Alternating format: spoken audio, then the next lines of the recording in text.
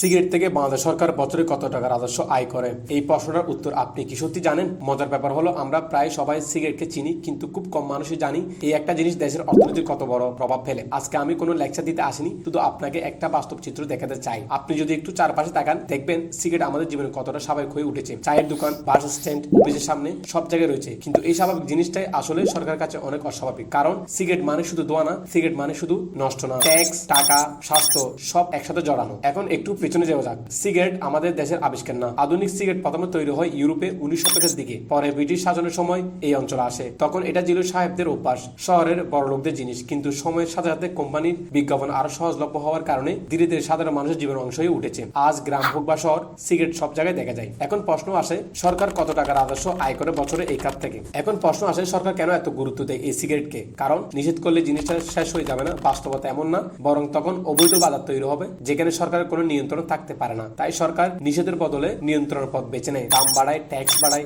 নিয়ম বানায়। এখন আসে সেই প্রশ্ন, সরকার বছরে কত টাকা রাজস্ব আয় করে এই খাত থেকে? সিগারেট সহ অন্যান্য তামাকজাত পণ্য থেকে বছরে প্রায় 40,000 কোটি টাকা রাজস্ব আয় হয়। হ্যাঁ, আপনি ঠিকই শুনেছেন, সংখ্যাটা খুব বড়। এই টাকা আসে প্রতিবার যখন একজন মানুষ একটি সিগারেট কিনে। কিন্তু এখানে আসল বিষয় না, আয় যত বড় ক্ষতিরও তত গভীর। ধূমপানের কারণে মানুষ অসুস্থ হয়, কাজের ক্ষমতা হারায়, চিকিৎসায় টাকা ব্যয় হয়, পরিবার ভাঙে, সমাজ ক্ষতিগ্রস্ত হয়। হিসাব করলে দেখা যায় ধূমপানের কারণে দেশের যে আর্থিক ক্ষতি হয় সেটা এই আয়ের চেয়ে দ্বিগুণ। মানে দাঁড়ালো কি, সরকার একদিকে রাজস্ব পাচ্ছে আর অন্যদিকে সেই রাজস্বের চেয়ে বড় মূল্য দিতে হচ্ছে। একটা কথা পরিষ্কার করে বলা দরকার, অনেক মানুষ মনে করে সরকার যেহেতু সিগারেট থেকে টাকা পাচ্ছে তাই সরকার বুঝি এই জিনিসটাকে সমর্থন করে। বাস্তবতা মোটেও এমন না। সরকার আসলে দুইটাই দেখে। একদিকে মানুষ ধূমপান করছে, এটা হঠাৎ করে বন্ধ করে দেওয়া সম্ভব না। অন্যদিকে এই ধূমপানের কারণে দেশের স্বাস্থ্য ব্যবস্থা প্রতিনিয়ত চাপ পড়তেছে। এখন একটু ভাবুন, যদি কাল থেকে সিগারেট পুরোপুরি নিষিদ্ধ করা হয় তাহলে কি মানুষ সাও কমিয়ে দিবে? বেশিরভাগ ক্ষেত্রে উত্তর হবে না। তখন অবৈধ বাজার তৈরি হবে, চোরাচালান বাড়বে, নকল সিগারেট ছড়াবে। তখন সরকার শুধু রাজস্ব আয় হারাবে না, বরং নিয়ন্ত্রণও হারাবে। এই কারণে সরকার ধীরে ধীরে দাম বাড়ায়, ট্যাক্স বাড়ায়, যাতে মানুষ কম খায়, কিন্তু পুরো বিষয়টা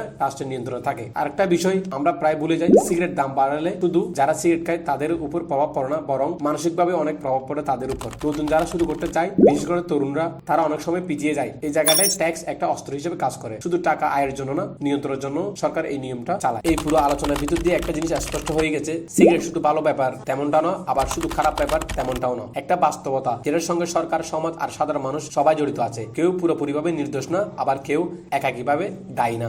এই ভিডিও থেকে যদি আপনি একটা জিনিস বুঝে থাকেন, সেটা হলো সিগারেট শুধু একজন মানুষের অভ্যাস না, এটা এমন একটা বিষয় যেটা পুরো দেশের অর্থনীতির সাথে জড়িত, এবং ধূমপানের কারণে শরীরের উপর বিভিন্ন রোগ দেখা যায়। তাই আমাদের উচিত এই জিনিসটা এড়িয়ে চলা।